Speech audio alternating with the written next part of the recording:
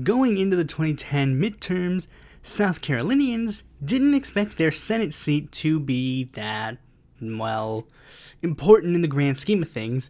There were some very close special elections, and there were some decent gains, but this one was just expected to be just one of the others. Now, despite the fact that incumbent Senator Jim DeMint actually flipped the seat from blue to red, his first win was a almost 10-point divide between the other opponent. By the time 2010 rolled around, he had basically furthered the margin. Even more so given the fact that in the primary, a lawyer named Susan Gaddy lost to his 83%. So even though Democrats didn't seem to think that this race would be viable, they still thought that it was best to try and find a worthy candidate to, at the very least, try to help narrow the margin between him and the Republicans.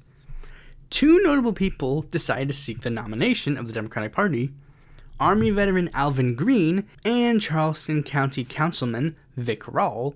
Rahl was easily the favorite of the two candidates, not only due to his high profile being an incumbent politician, but also because Rahl had made his announcement during a statewide tour. Meanwhile, Alvin did not raise a single penny, did not have a campaign website, did not have any campaign memorabilia, and had made zero campaign experiences. This interesting campaign style and Rahl's notoriety made people reasonably say that this campaign was pretty much a done deal. There was no need to pay attention to the race. However, the day the primary was held, Green had won all but 4 counties in the state, which left everyone completely perplexed as to how the heck this happened. 538 blogger Tom Schaller suggested that the vote was tampered with, or there was an error in counting the votes. Representative Jim Clyburn accused Green of being a GOP plant, and that this was a sort of Operation Chaos situation. For those who have no idea what Operation Chaos is, it was a strategy proposed by Rush Limbaugh where Republican voters would abuse a state's open primary system to go into the Democratic primary and overwhelmingly vote for the weaker candidate to help the Republican win. However, the most likely explanation actually comes from State Senator Robert Ford, who stated that simply due to the fact that Green is a common last name amongst African Americans, many African American voters who didn't necessarily know much about the two candidates decided to vote for Green due to the fact that they could identify more with a person who was more than likely African American as well. Rahl, taking the loss well, decided to file a complaint with the state election board to try and get a new primary election held. Another thing that made Democrats hesitant to endorse Alvin Green was that it was discovered that he was facing a felony obscenity charge from when he showed a student at the University of South Carolina porn in the computer lab, then asked if he could go up to her room to, you know. The court case made the state Democratic Party raise their eyebrows at Green even more so, as it turns out that Green was able to qualify for a public defender, despite the fact that he had been able to pay the $10,400 filing fee, which raised suspicions like, wait, where'd you get this money and how come you can't use that money now? With Green basically saying, oh, well, I just saved up. This all culminated with Clyburn basically telling Green, drop out now, or you will have 2 investigations on you, and many South Carolina Democrats basically echoed those sentiments. An investigation was held, and Green was actually cleared of all wrongdoing, and he remained the nominee. Green had actually decided to shift his campaign style a bit now that he was the official nominee, now doing 3 of the previously mentioned things that he refused to do during the primary. But it became pretty obvious, oh yeah, this is why he didn't campaign, because it became pretty apparent that he had no clue what he was doing. First, here's a snippet from his first campaign appearance. Let's reclaim our country from the terrorists and the communists. Second, here's his response to a CNN newscaster basically asking him how did he campaign during the primary. I campaign. Can you give me a couple examples? I campaign, some I did campaign. But that's behind us now. The primary is behind us. And Third, here's an interview that he did with Lawrence O'Donnell. Are you a witch? No, first I want to remind everyone that DeMint started the recession.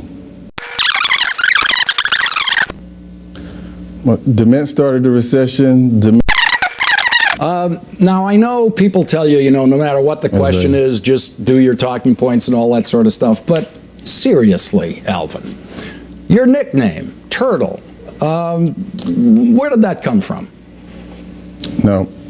No. Like I said, okay. DeMint started the recession and... And lastly, here is the response that he gave to The Guardian when they asked him what is his plans to create jobs in South Carolina. Another thing we can do for jobs is to make toys of me, especially for the holidays. Little dolls, me, like maybe little action dolls, me in an army uniform, Air Force uniform, and me in my suit. They can make toys of me in my vehicle, especially for the holidays and Christmas for the kids. That's something that would create jobs. So you see, I think outside of the box like that. It's nothing something a typical person would bring up. That's something that could happen. That makes sense. It's not a joke.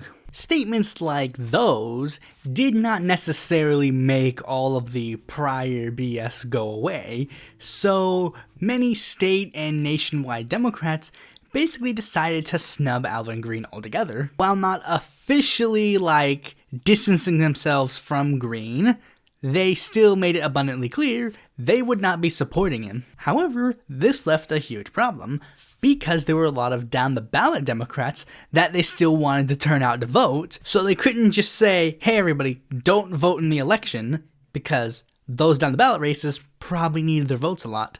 So they basically decided to turn to other political routes to try and get people to still turn out to vote. And that led to a plethora of independent and write-in candidates. However, really only 2 are worth mentioning, but I'm going to mention 3 anyways. First, there was Chef Nathalie Dupree.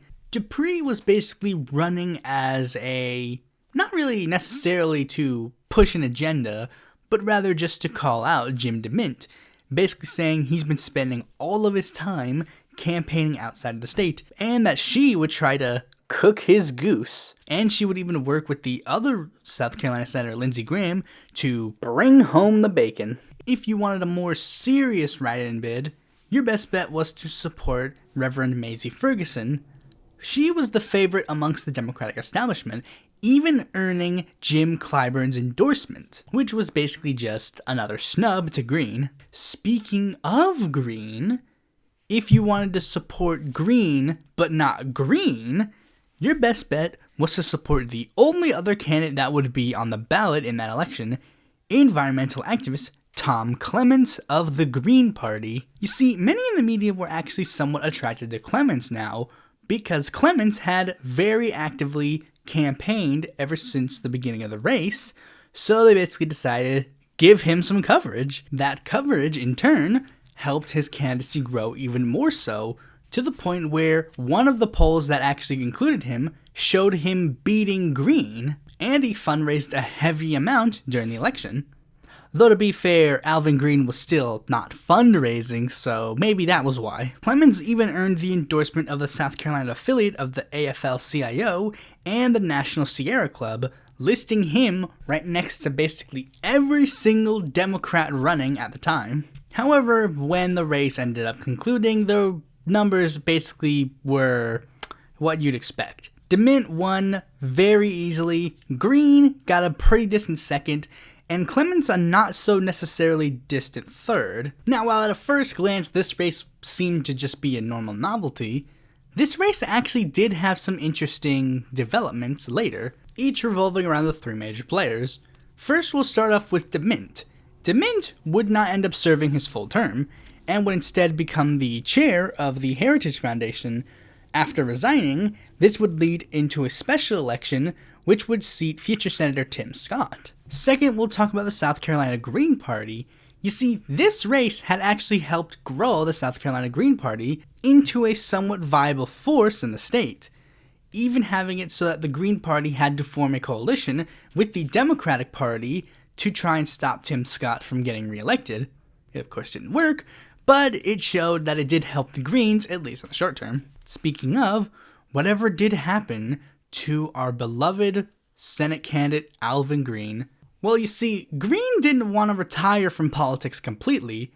deciding to seek a special election to the state house in District 64 after their incumbent representative died. He ended up getting 37 votes in the primary. Definitely not what he was expecting given what happened in the Senate race. Green would then continue to try and keep himself into the public eye, basically saying that he was open to the idea of running against Barack Obama in the 2012 election, but that didn't end up happening either.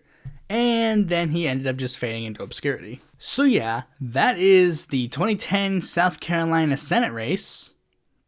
It was an interesting one nonetheless.